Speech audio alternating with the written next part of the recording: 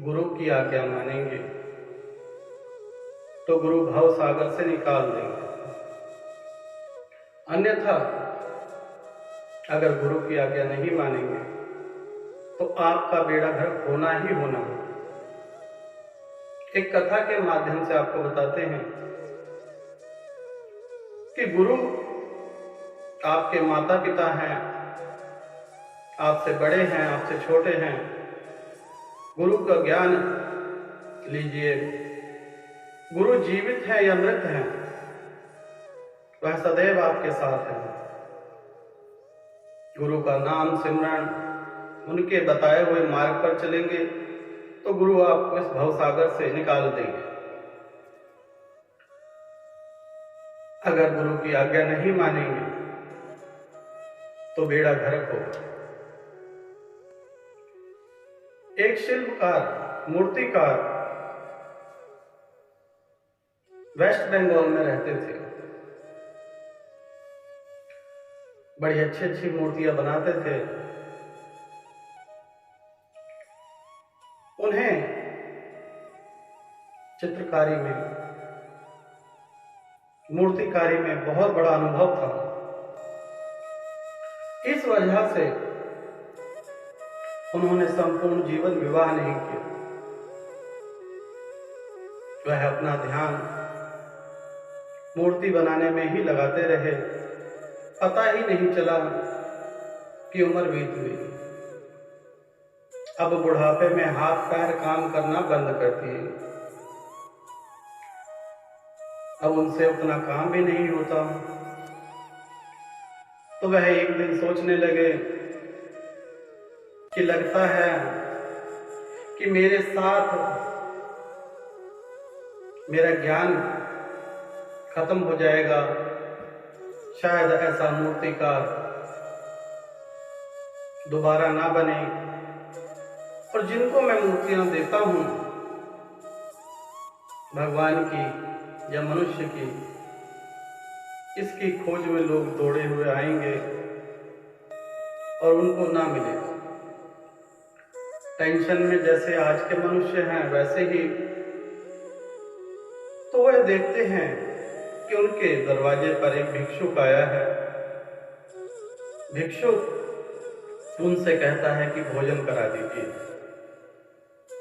छोटा सा बालक, मूर्तिकार को दया आ गई, घर में बुलाया, भोजन कराया, नहलाया धुलाया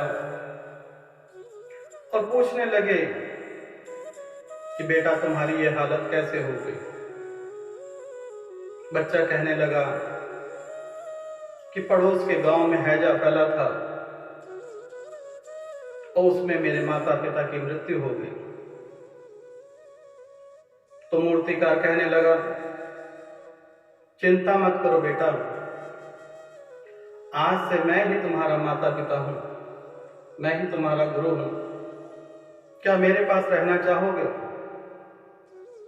तब बच्चा मुस्कुरा के कहता है, जैसी आपकी आज्ञा।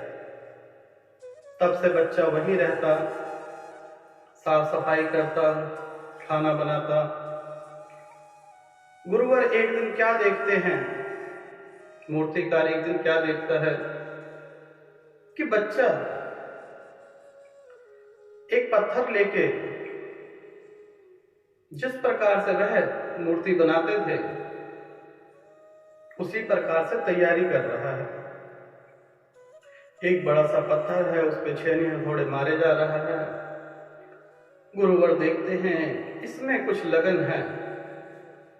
लगता है मेरा ज्ञान जिसकी मुझे तलाश थी, मेरा वंशज, वह मुझे प्राप्त हो गया। अब उसके पास में जाते हैं, बच्चे के पास में गुरुवर जाते हैं और कहते हैं, क्या तुम्हें मूर्ति बनाना अच्छा लगता है? बच्चा कहता है, जी। तो मूर्तिकार एक विधि विधान से पूजा करके उस बच्चे को मूर्ति बनवाते हैं। और धीरे धीरे पूरे इलाके में वह सबसे बड़ा मूर्तिकार बन जाता है। और इस संसार में कोई अमर तो है नहीं। एक दिन मूर्तिकार का भी समय आया और वह अंतिम समय में चारपाई पर लेटा हुआ था। उस बच्चे ने गुरुवर की सेवा की, इलाज करवाया, परंतु जब समय आ जाएगा तब कोई इलाज काम नहीं आएगा। अब गुरु शिष्य वार्तालाप कर रहे थे। गुरु ने ज्ञान दिया कि बेटा, अपनी मूर्तिकार पर, जिन मूर्तियों को तुम बनाते हो, इस पर कभी घमंड मत करना। तुमसे बेहतर भी कोई हो सकता है। कभी अभिमान मत करना अपने ज्ञान का। कभी घमंड ना आए तुम्हें जीवन में। सदैव जीवन खुश रहोगे और जो चाहोगे वह पाओगे। इतनी बात बोली और गुरु का देहांत हो गया। शिष्य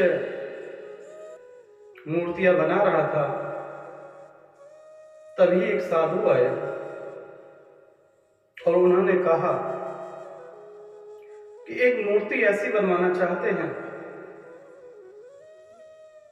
कि इस संसार में कोई ऐसी मूर्ति ना हो। अब उस जो बच्चा था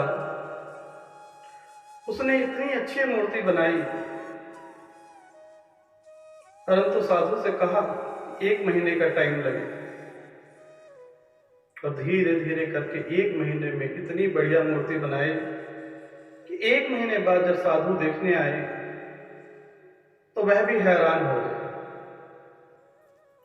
उन्होंने मूर्तिकार बच्चे से कहा, कितने पैसे हुए? तब बच्चा कहता है कि गुरुजी, देना ही है तो आशीर्वाद दीजिए, ऐसा मेरे पास बहुत है। साधु खुश हुआ और उसने उस मूर्तिकार को आशीर्वाद स्वरूप ऐसी दिव्य शक्ति दी कि वह देवलोक की बातें सुन सकता था। धीरे धीरे करके वह वृद्ध होने लग गया, बहुत पैसा कमाया, नाम कमाया, सब चीज थी उसके पास, किसी चीज की कोई कमी नहीं। गुरु की आज्ञा मानते हुए, लेकिन अमर कोई भी नहीं है। इसी प्रकार एक दिन उसका भी समय आया। यमराज की बातें वह सुन सकता था। एक दिन संध्या का समय था। कुछ देवदूत आए और कहने लगे कि कल हमें इस घर से इस मनुष्य को लेकर जाना है। परंतु जो बालक था वह समझ गया था, क्योंकि उसे ज्ञान प्राप्त था, देवलोक की बातें सुन सकता था। उसे पता चला कि कल मेरी मृत्यु है। उसको सूझी कि मैं इतनी बढ़िया मूर्ति बनाता हूं, मेरा ज्ञान किस दिन काम आएगा।